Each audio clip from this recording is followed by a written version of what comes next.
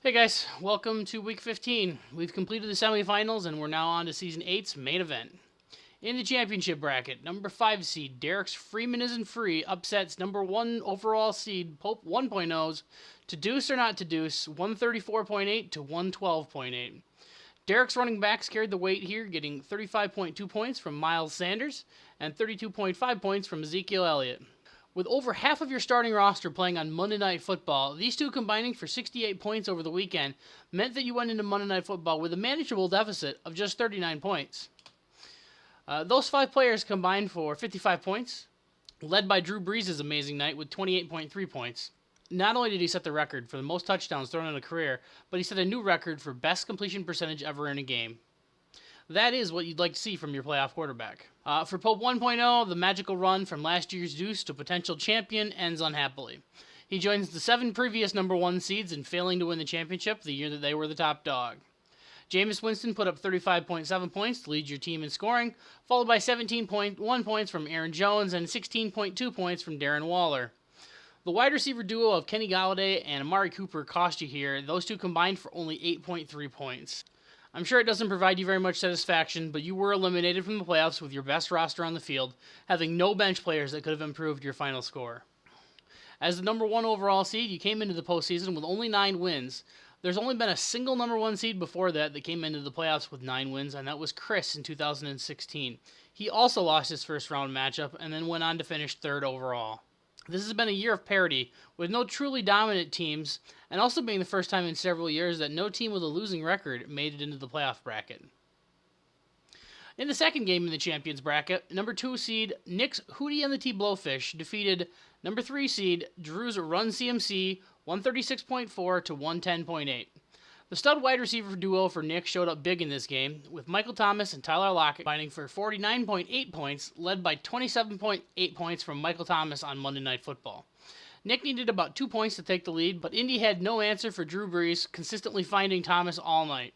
Michael Thomas finished with 12 catches for 128 yards and a touchdown. You also got 20.66 points from Green Bay's defense, 19.1 points from Matt Ryan, and 17.1 from Tyler Higbee. Drew, you go out of the playoffs a week after you predicted. Christian McCaffrey had another monster game for you, as he's wont to do, putting up 33.5 points to lead your team.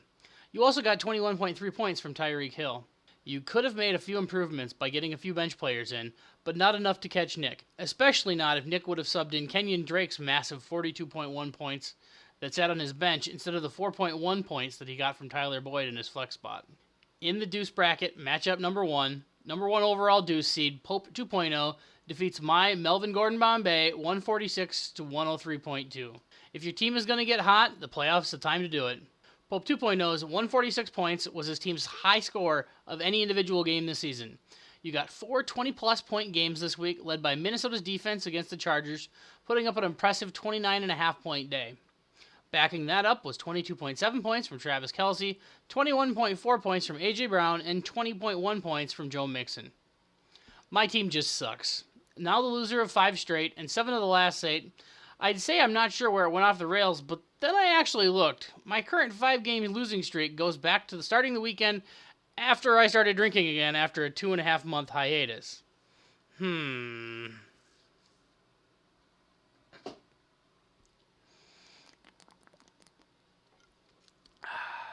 ride her till she bucks you, or you don't ride at all. This is the horse that brought me here, so I might as well go down in flames on it. I got 37 points from Lamar Jackson, a couple of 14-point games from my wide receiver combo of Keenan Allen and Chris Godwin, who promptly pulled a hammy, and 13 points from the ghost of James Conner. And in the final deuce bracket matchup, Brandon's blown call defeats number 2 overall seed Alex's Funkle Up 113 to 89.4. Brandon was led to the win by 25.3 points from Nick Chubb, 24.5 points from Terry McLaurin, and 22.7 points from Patrick Mahomes. You survived starting David Njoku, who ended up not playing versus Arizona, giving you a 0 in your starting tight end spot, and DJ Chark, who didn't play either. You ran out a lineup of 7 versus 9 and still managed to win comfortably. Reminds me of the time a couple years ago where Green Bay managed to miss a winning field goal attempt while Detroit only had 10 guys on the field. That's not what you want, is it? Just a couple quick highlights from the other games. In the 5th place game, Chris's 2-minute defense defeats Josh. Please Not Last again, 134 to 83.2, led by 34.9 points from Chris's Julio Jones. In the 7th place game, Jason's I Was Saying Boo Earns defeats Lee's Tanking for Golf, 149.4 to 109.6, led by 31.3 points from once-in-a-generational talent, Saquon Barkley. Coming up this week in the championship, number 2 overall seed, Nick, takes on number 5 overall seed, Derek. Current projections favor Nick's squad 122 to 113.1. One of the best weapons on Nick's roster is Michael Thomas, which Derek can offset somewhat by starting Drew Brees at the quarterback position. Can Nick's running back combo of Le'Veon Bell, Leonard Fournette, and Kenyon Drake keep pace with Derek's Ezekiel Elliott, Miles Sanders, and Marlon Mack? Historically speaking, this has been a close matchup during regular season play, with Nick holding a 6-5 lead all time. Nick has dominated the playoff matchups in previous years, though, sitting at a perfect 2-0 in the all-important playoff games. The year that Derek won his previous championship, Nick was down in the loser bracket, getting saddled with the deuce the same weekend. Looking back to the 2 previous postseasons, the number 2 seed has been on quite a hot streak of late, with the number 2 seeds of Derek and Drew both winning the last 2 championships. Can Nick make it 3 in a row? In the 3rd place game, number 1 overall seed Pope 1.0 takes on number 3 seed Drew. Drew and Pope 1.0 have split their previous regular season matchups, sitting at a 4-4 tie currently. They've never met in the playoffs. Current projections favor Drew's squad 125 to 113.4. There are questions abound for Drew's squad, though. Will Dalvin Cook be able to play on Monday Night Football after suffering an injury that caused him to leave early in Week 15? Can Aaron Rodgers play well on Monday night against a Minnesota defense that just ate Phillip Rivers and his 12 kids alive? Will Indianapolis realize that Carolina is going to start their 3rd-string quarterback and that they should just load the box to stop Christian McCaffrey? Pope 1.0's got to be wondering if his wide receivers will show up this week, and if the Minnesota defense figured out how to better stop Aaron Jones after he put up 26 fantasy points versus them in Week 2. Should be a heck of a matchup, unlike the following game. And in our deuce matchup, Alex's Funkle Up takes on my Melvin Gordon Bombay. Who will be the Sultan of Suck this year? The Champion of Crap? The Duke of Deuce, which I'm planning to use as my team name next year once I lose this week. Alex currently holds a 2-1 margin in terms of the regular season games.